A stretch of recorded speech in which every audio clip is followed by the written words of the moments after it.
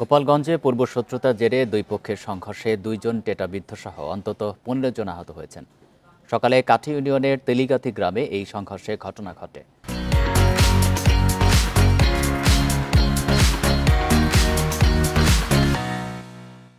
স্থানীয়রা জানান, মিকাইল শেখের সাথে সাবেক ইউপি সদস্য খসরুল আলম শেখের মধ্যে দীর্ঘদিন ধরে বিরোধ চলে আসছে। এর জেরে আজ সকালে দুপক্ষের লোকজন সংঘর্ষে জড়িয়ে পড়েন। দেশীয় অস্ত্র নিয়ে ঘণ্টাব্যাপী এই সংঘর্ষে ১৫ জন আহত হন। পরে পুলিশ গিয়ে পরিস্থিতি নিয়ন্ত্রণে আনে।